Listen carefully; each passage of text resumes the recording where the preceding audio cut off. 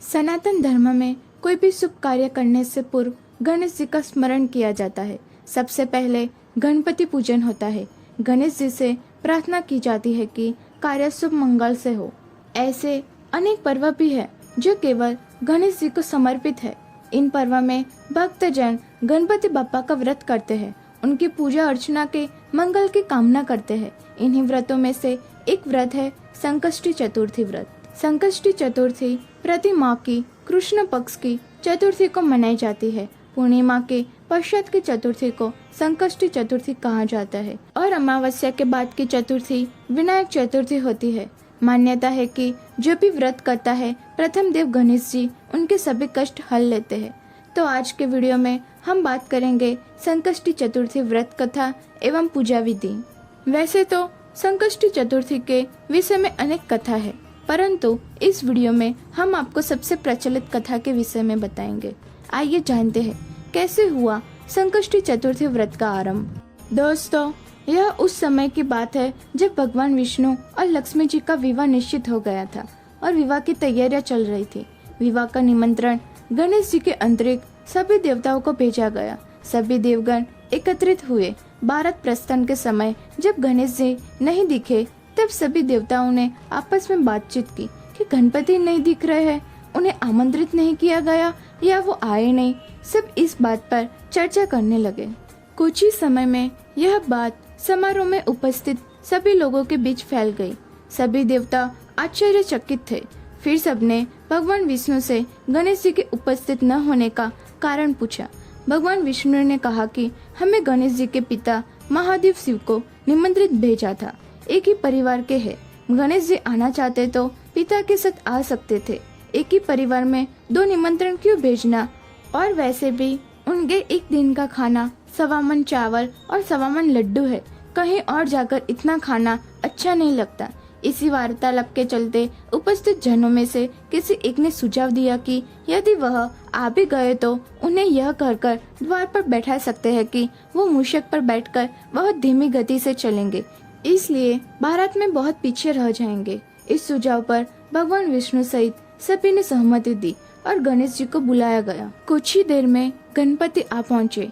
फिर उन्हें समझाकर द्वार पर बैठा दिया गया और सभी देवगण भारत में चले गए। इतने में नारद जी आए। उन्होंने देखा कि गणेश जी तो द्वार पर बैठे हैं और अन्य सभी देवता भारत में चले गए हैं। पूछने पर गणेश जी ने उत्तर दिया कि मेरा बहुत अपमान हुआ है, मुझे यहाँ द्वार पर बनाकर बैठा दिया गया है। तब नारद जी ने गणेश जी को सुझाव दिया कि आप जल्दी अपनी मूषक सेना को भेज दीजिए। वह भारत से आगे पहुंचकर रास्ता खोद देंगे, जिससे भारत में चल रहे वाहन धरती में बस जाएंगे। गणेश जी ने ऐसा ही किया। उधर भारत में चल रहे वाहनों के पहिए धरती में बसने लगे। पहियों को निकालने का बहुत प्रयास किया गया, परंतु सभी प्रयास असफल रहे। साथ ही पहिए टूटने भी लगे। किसी को समझ ही नहीं आ रहा था कि क्या किया जाए। तब नारद जी ने सभी से कहा कि गणेश जी का अपमान हुआ है, इसी कारण यह सब हो रहा है।